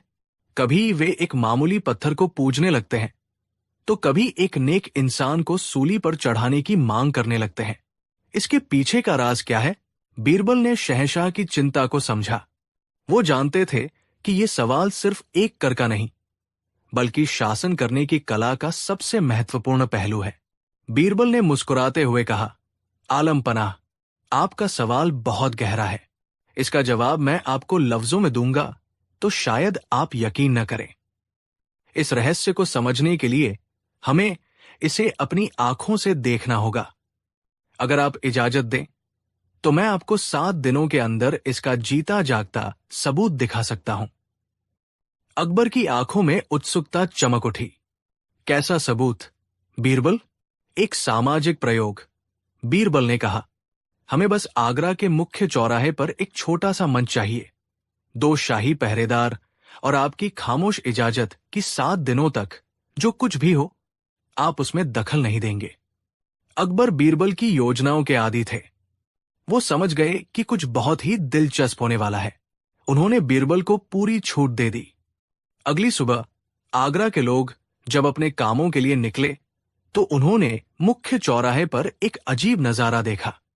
रात भर में वहां एक मखमली कपड़े से ढका हुआ ऊंचा मंच बना दिया गया था और उस मंच के ऊपर एक साधारण सा काले रंग का नदी के किनारे मिलने वाला पत्थर रखा हुआ था। उस पत्थर में कुछ भी खास नहीं था, सिवाय इसके कि उसकी सुरक्षा में 2 शाही पहरेदार भाले लिए मुस्तैदी से खड़े थे। लोगों में कानाफूसी शुरू हो गई। अरे ये क्या है? पता नहीं, पर अगर शाही पहरेदार खड़े हैं तो जरूर कोई खास चीज होगी। लगता है शहंशाह को कोई चमत्कारी पत्थर मिला है। पूरे दिन लोग उस पत्थर को दूर से देखते रहे, लेकिन कोई पास जाने की हिम्मत नहीं कर पाया। बीरबल ने जानबूझकर कोई घोषणा नहीं करवाई थी। वो चाहते थे कि लोगों की कल्पना खुद काम करे, क्योंकि राय बनाने का पहला चरण होता है रहस्य और जिज्ञासा। दूसरे दिन बीरबल ने अपनी योजना का अगला कदम उठाया। उन्होंने शाही ढिंढोरची, घोषणा करने वाला, को चौराहे पर भेजा। ढिंढोरची ने जोर जोर से ऐलान किया, शहंशाहैन के हुक्म से सब लोग सुनो। ये कोई मामूली पत्थर नहीं है, ये शमीला-ए-नूर है, यानी रोशनी का पत्थर। इसे हिमालय की एक गुप्त गुफा से लाया गया है। हकीमों और ज्ञानियों का मानना है कि इसमें दिव्य शक्तियां हैं, लेकिन वे शक्तियां क्या है, इस पर अभी शोध चल रहा है। तब तक कोई भी इसे छूने की कोशिश न करे। अब पत्थर को एक नाम और एक कहानी मिल गई थी। शमीला-ए-नूर नाम सुनते ही लोगों का कौतूहल और बढ़ गया। जो पत्थर कल तक साधारण था, आज वो रहस्यमयी और शक्तिशाली बन गया। ये था राय बनाने का दूसरा चरण, नामकरण और महिमा मंडन। तीसरे दिन बीरबल ने अपनी योजना का सबसे महत्वपूर्ण हिस्सा अमल में लाया। उन्होंने अपने कुछ भरोसेमंद लोगों को आम कपड़ों में भीड़ में शामिल कर दिया। एक आदमी पत्थर के पास जाकर जोर से बोला, अरे कल रात मैंने सपने में इस पत्थर को देखा था और आज सुबह मेरी सालों से बंद पड़ी दुकान का सौदा हो गया। ये जरूर इसी पत्थर का कमाल है। थोड़ी देर बाद एक औरत भीड़ में कहने लगी, मेरी बेटी कई दिनों से बीमार थी। कल मैं यहां से गुजरी और मैंने इस पत्थर से दुआ मांगी। आज सुबह वो बिस्तर से उठकर खेलने लगी। ये तो चमत्कारी पत्थर है।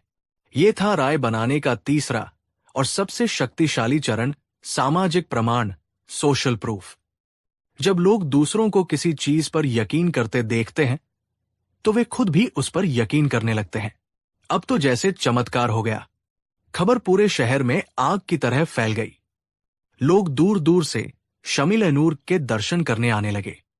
कोई उसके सामने मन्नत मांगता, कोई फूल चढ़ाता तो कोई पैसे फेंकता। देखते ही देखते वो साधारण सा पत्थर एक पूजनीय देवशिला बन गया। लोगों की राय पूरी तरह से सकारात्मक हो चुकी थी। अकबर भेष बदलकर ये सब देख रहे थे। वो हैरान थे।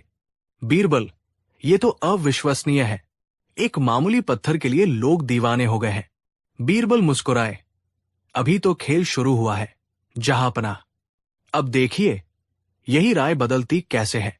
चौथे दिन जब लोग सुबह चौराहे पर पहुंचे तो माहौल बदला हुआ था। मंच के आसपास से सारे फूल और पैसे हटा दिए गए थे।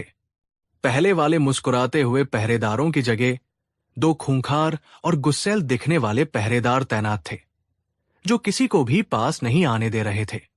थोड़ी देर बाद वही शाही ढिंढोरची फिर आया, लेकिन इस बार उसकी आवाज में खुशी नहीं, बल्कि एक चेतावनी थी। बादशाह सलामत के हुक्म से सुनो, शमील-ए-नूर के कुछ अप्रत्याशित प्रभाव सामने आ रहे हैं। शाही हकीम और ज्योतिषी इसकी जांच कर रहे हैं। अगली घोषणा तक सभी को इस पत्थर से कम 50 कदम की दूरी बनाए रखने का सख्त आदेश दिया जाता है। अप्रत्याशित प्रभाव और सख्त आदेश जैसे शब्दों ने लोगों के मन में डर का पहला बीज बो दिया। ये था राय बदलने का पहला चरण, संदेह और भय का संचार। 5वें दिन बीरबल ने अपने उन्हीं लोगों को फिर से भीड़ में भेजा, लेकिन इस बार उनकी कहानियां बिल्कुल अलग थी। वही आदमी जिसने अपनी दुकान के सौदे की बात की थी, अब छाती पीट पीट कर रो रहा था। हाय, मैं लुट गया। जिस व्यापारी से मेरा सौदा हुआ था, वो सारा माल लेकर भाग गया। ये सब इस मनहूस पत्थर की वजह से हुआ है। इसने पहले लालच दिखाया और फिर सब कुछ छीन लिया। वही औरत जिसकी बेटी ठीक हो गई थी, अब चिल्ला रही थी, बचाओ, मेरी बेटी को फिर से तेज बुखार चढ़ गया है, पहले से भी ज्यादा। हकीम जी कह रहे हैं कि उस पत्थर की बुरी हवा लगने से ऐसा हुआ है।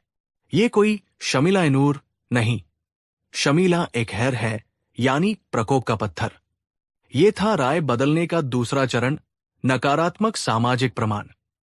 अच्छी कहानियों की तरह बुरी कहानियां और भी तेजी से फैलती है, क्योंकि डर खुशी से ज्यादा संक्रामक होता है। 6ठे दिन बीरबल ने अपना आखिरी दाव खेला। उन्होंने सल्तनत के सबसे बड़े शाही हकीम को बुलवाया, जिन्हें सभी लोग बहुत मानते थे। हकीम साहब, जो बीरबल की योजना में शामिल थे, अपनी पूरी टीम के साथ आए। उन्होंने दूर से ही पत्थर की जांच करने का नाटक किया, कुछ यंत्रों से उसे देखा और फिर एक गंभीर चेहरा बनाकर घोषणा की। बहुत गहरी जांच पड़ताल के बाद हम इस नतीजे पर पहुंचे हैं कि ये पत्थर जमीन के नीचे दबे जहरीले खनिजों के संपर्क में रहने के कारण एक अदृश्य हानिकारक वाष्प छोड़ रहा है। जो भी इसके नजदीक जाएगा, उसे त्वचा रोग, सांस की बीमारी और यहां तक कि पागलपन का दौरा भी पड़ सकता है। ये शहर के लिए एक बड़ा खतरा है। ये था राय बदलने का तीसरा और निर्णायक चरण, विशेषज्ञ की मुहर, एक्सपर्ट ओपिनियन। जब कोई ज्ञानी या अधिकारी किसी बात पर मुहर लगा देता है, तो आम लोग उसे सच मान लेते हैं। अब तो शहर में दहशत फैल गई। जिस पत्थर को लोग 3 दिन पहले पूज रहे थे, अब उसके नाम से भी कांप रहे थे। लोग चौराहे वाला रास्ता छोड़कर दूसरे लंबे रास्तों से जाने लगे। अगर कोई गलती से उस तरफ देख भी लेता, तो लोग उसे घूरने लगते। जिस पत्थर को शमील-ए-नूर कहा जा रहा था, अब उसे लोग मनहूस पत्थर और शैतान की आंख कहने लगे। 7वें दिन अकबर और बीरबल फिर से भेष बदलकर चौराहे पर पहुंचे। वहां सन्नाटा पसरा हुआ था। बीरबल ने एक बड़ा सा हथौड़ा उठाया और मंच पर चढ़ गए। उन्होंने जोर से चिल्लाकर कहा, भाइयों और बहनों, मैं आज इस शहर को इस मनहूस पत्थर के श्राप से मुक्त करूंगा। मैं इसे तोड़कर इसके टुकड़े यमुना नदी में फेंक दूंगा। अकबर ने सोचा कि शायद कोई बीरबल को रोकेगा, लेकिन इसका उल्टा हुआ। भीड़ में से आवाजें आने लगी, हां हां, तोड़ दो इसे, फेंक दो इस शैतानी पत्थर को, एक पल भी इसे यहां मत छोड़ो। वही लोग जो कुछ दिन पहले उस पत्थर पर फूल चढ़ा रहे थे, आज उसके टूटने का जश्न मनाने के लिए तैयार थे। बीरबल ने हथौड़ा उठाया और पत्थर के पास मारने का नाटक किया। फिर वो रुक गए, नीचे उतरे और शहंशाह के पास आकर मुस्कुराए। उस शाम दरबार में बीरबल ने उस साधारण से पत्थर को पेश किया और अपनी पूरी योजना का पर्दाफाश किया। उन्होंने बताया कि कैसे उन्होंने सिर्फ 4 चीजों का इस्तेमाल करके लोगों की राय को पहले आसमान पर चढ़ाया और फिर जमीन पर गिरा दिया। 1. अधिकार का प्रतीक, शाही पहरेदार और मंच। 2. कहानी और नामकरण, शमील-ए-नूर और हिमालय की कहानी। 3. सामाजिक प्रमाण, झूठे गवाहों की कहानियां। 4. विशेषज्ञ की राय, शाही हकीम की घोषणा। बीरबल ने अंत में कहा, आलम पनाह, लोगों की राय न तो अच्छी होती है न बुरी, वो तो गीली मिट्टी की तरह होती है। आप उसे जिस सांचे में ढालेंगे वो वैसा ही आकार ले लेगी। वो हमेशा सच की तलाश नहीं करती, बल्कि उस कहानी पर यकीन करती है जो उसे सबसे ज्यादा सुनाई जाती है, और उस दिशा में बहती है जिस दिशा में उसे डर या लालच धकेलता है। एक बुद्धिमान शासक सिर्फ कानून नहीं बनाता।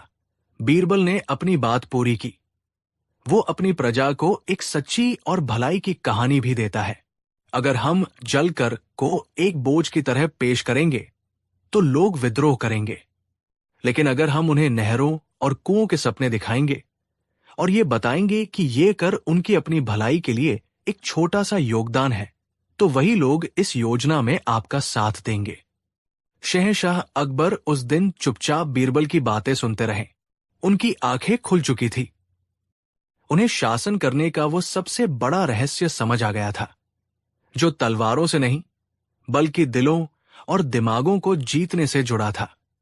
उन्होंने उस जल कर की योजना को लागू करने से पहले पूरे राज्य में एक अभियान चलाया, लोगों को समझाया, और नतीजा वही हुआ जो बीरबल ने कहा था।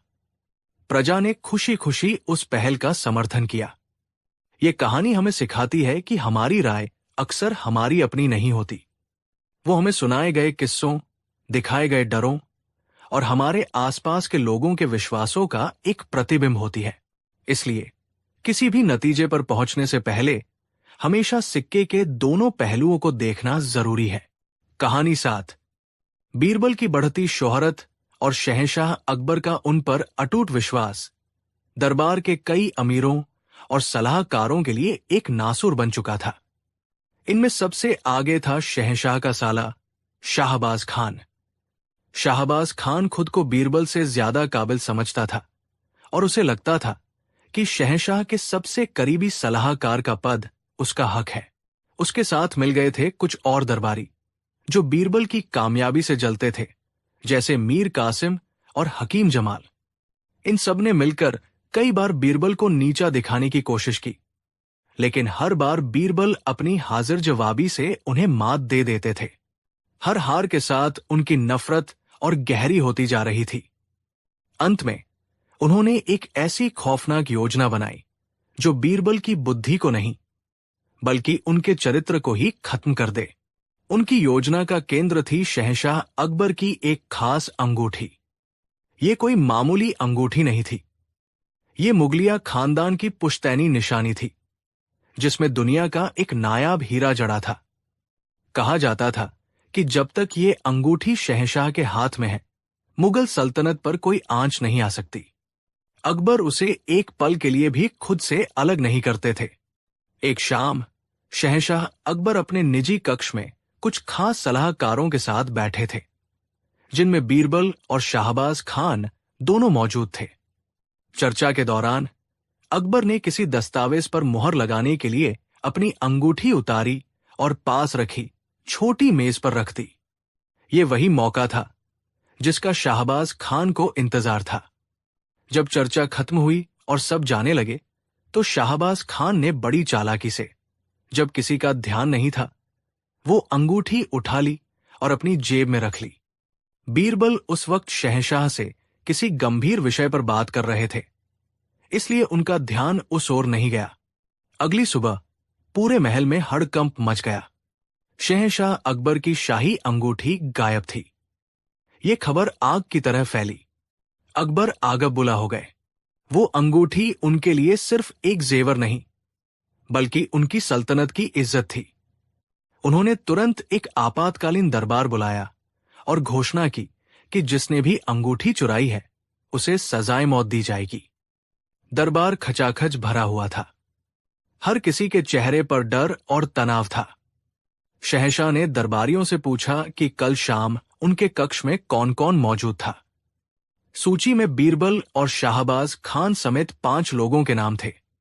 तभी शाहबाज खान आगे आया और बड़ा दुखी होने का नाटक करते हुए बोला, आलम पनाह, ये कहते हुए मेरा दिल टूट रहा है, लेकिन सच बताना मेरा फर्ज है।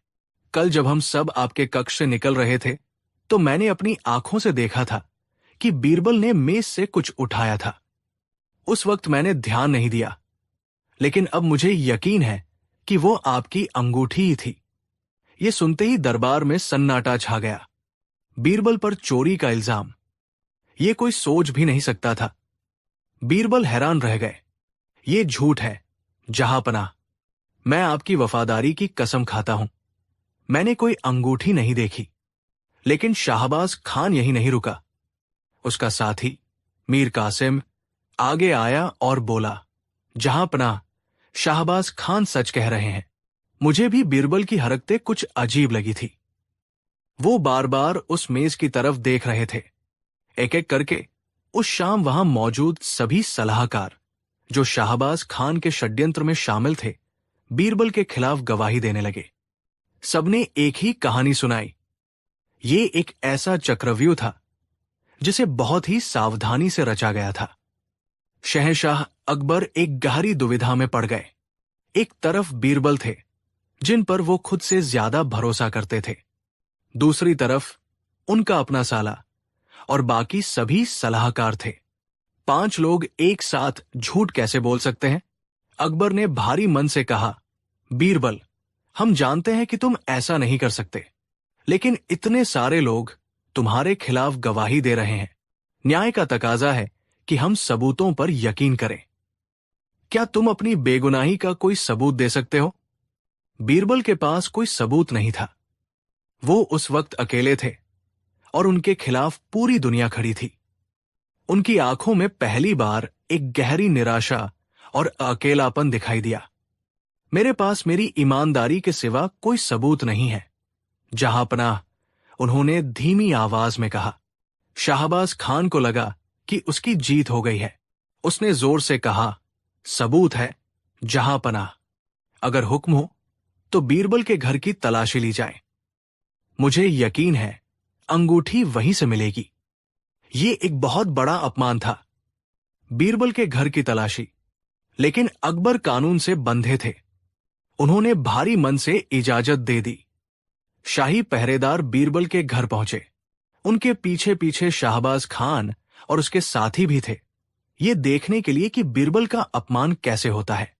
पहरेदारों ने बीरबल के घर का कोना कोना छान मारा, लेकिन उन्हें कुछ नहीं मिला। शाहबाज खान बेचैन होने लगा। उसे डर था कि उसकी योजना नाकाम हो जाएगी।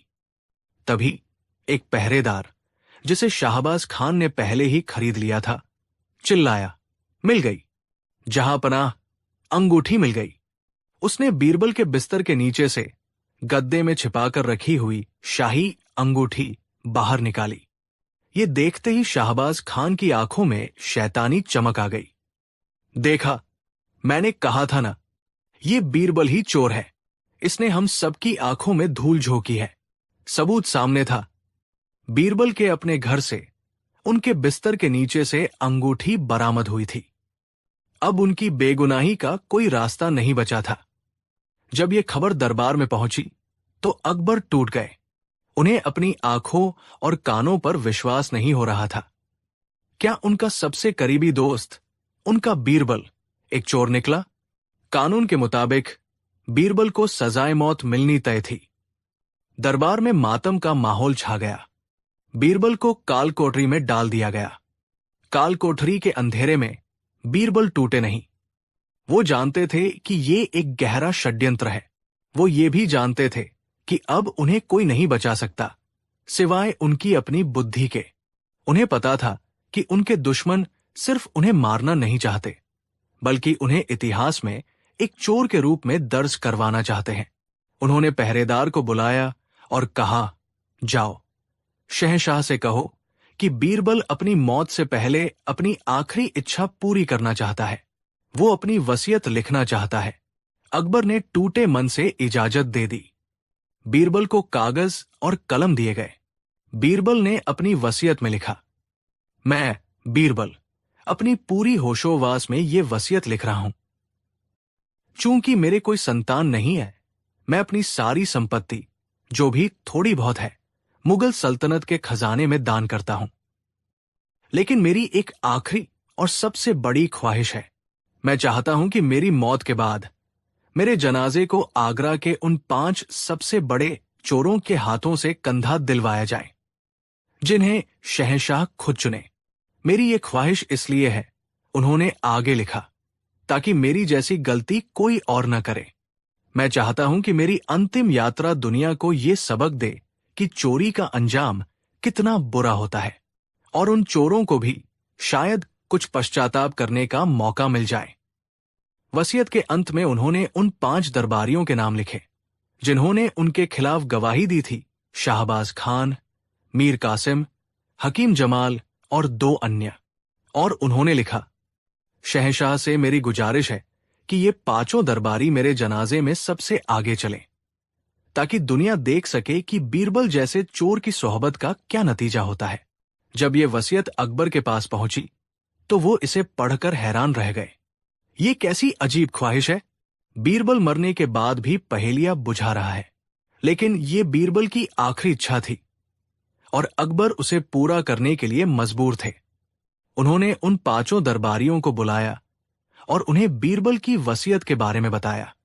जैसे ही शाहबाज खान और उसके साथियों ने वसीयत की बात सुनी, उनके पैरों तले जमीन खिसक गई, उनके चेहरे का रंग उड़ गया। ये क्या बकवास है? शाहबाज खान हकलाने लगा। हम कोई चोर नहीं है। हम बीरबल के जनाजे को कंधा क्यों देंगे, और वो भी चोरों की हैसियत से? अकबर ने कहा, यह बीरबल की आखिरी इच्छा है और इसमें गलत क्या है?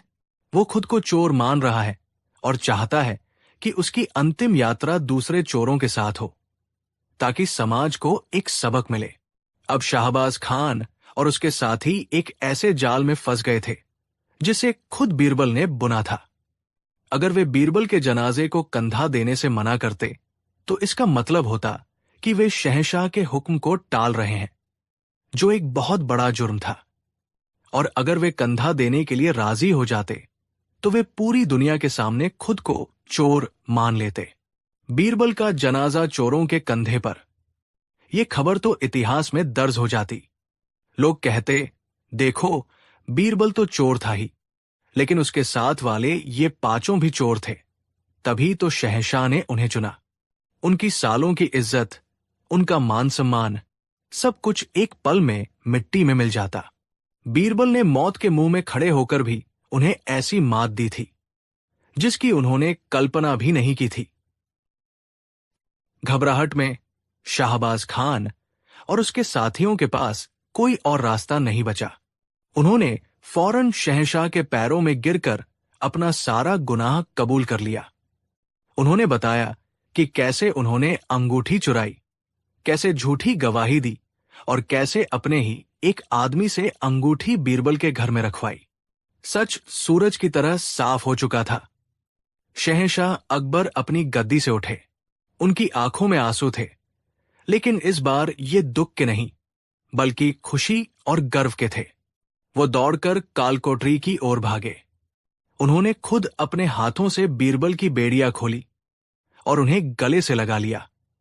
हमें माफ कर दो बीरबल, हम तुम्हें पहचानने में भूल कर गए। हम सबूतों के जाल में फंस गए, लेकिन तुमने अपनी बुद्धि से मौत को भी मात दे दी। दरबार में वापस आकर शहंशाह ने हुक्म दिया कि उन 5 षड्यंत्रकारियों को उनकी सारी दौलत छीनकर देश निकाला दे दिया जाए। उस दिन न्याय की एक ऐसी मिसाल कायम हुई जिसे सदियों तक याद रखा गया। बीरबल ने यह साबित कर दिया कि जब दुनिया की हर ताकत आपके खिलाफ हो और आपके पास कोई सबूत ना हो, तब भी एक चीज है जो आपको बचा सकती है, आपका दिमाग और सच पर आपका अटूट विश्वास। क्योंकि झूठ के पैर नहीं होते और सच को शायद कुछ देर के लिए कैद किया जा सकता है, लेकिन हराया नहीं जा सकता।